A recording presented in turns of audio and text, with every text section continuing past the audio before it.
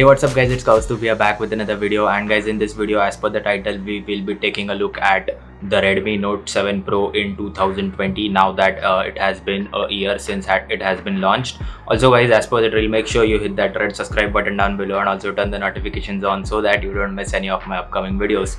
And with that being said, let's roll the intro and let's get the video started.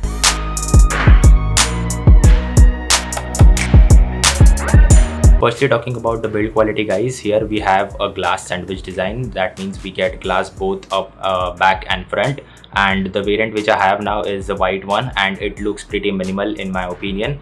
Also on the front we have the 6.3-inch full HD IPS LCD panel, and this is a LCD panel, not an AMOLED panel. At this price point this is what we get. Also the colors are pretty accurate and good enough, I should say, for the price that it comes, and it also is pretty bright enough if you use it in outdoor sunny conditions.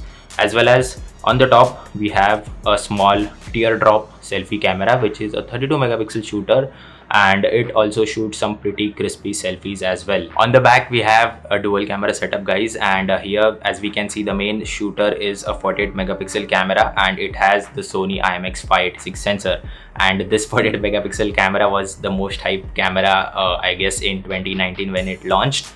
Below it we have a depth sensor, that is a 5 megapixel depth sensor for portrait shots. And talking about the quality, it by default shoots at 12 megapixel resolution, so the photos clicked at that resolution is also great. And if you want to click it with full resolution, that is 48 megapixel, you can always switch on to that mode and click it at that full resolution. You will get a lot of details in the photos as well. Also, here are some of the shots that I clicked with the Redmi Note 7 Pro.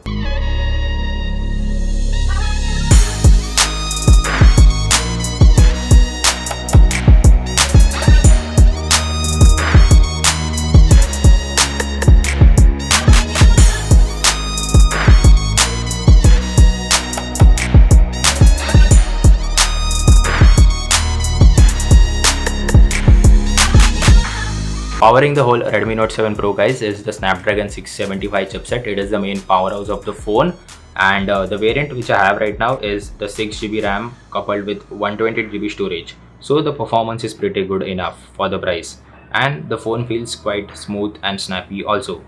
Right now I have installed the Nova launcher because I just don't like the stock MIUI launcher, as it has a lot of bloatware apps that you just can't remove, as well as it displays a lot of ads every now and then throughout the UI. The 6GB of RAM also helps in keeping a lot of apps in the memory, so that memory management is really good. Talking about the hardware buttons, on the left side we have the hybrid SIM card tray, and on the right we have the volume and power button. Talking about battery life guys, then Redmi has never compromised upon battery life. They have always provided 4000 mAh of batteries in most of their phones, and in this case with the Redmi Note 7 Pro it is the same. We have a 4000 mAh battery inside, and combined with a glass body, the battery does add to the weight of the device, but it also offers more than a day worth of charge. Xiaomi even offers support for Quick Charge 4.0 in the Redmi Note 7 Pro.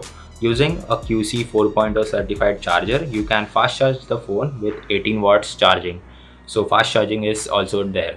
Tragically, however, the Redmi Note 7 Pro only comes with a 10-watt charger in the box, and that was something disappointing. Like, cost cutting has been done there, but you can always get a fast charger and charge it at 18 watts. Coming to the software guys, it is running on MIUI 11, which is based upon Android Pie, and it is not the best stock skin which I would prefer.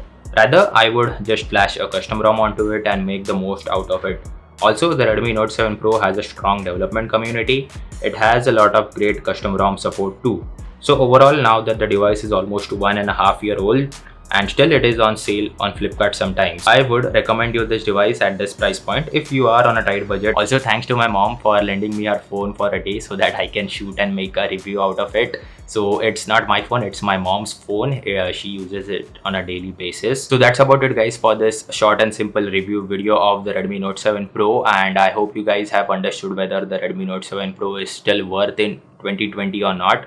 If you ask for my opinion, I would still suggest you guys, if you are looking on a tight budget, you should just get it and flash a custom ROM and you will be good to go with the phone.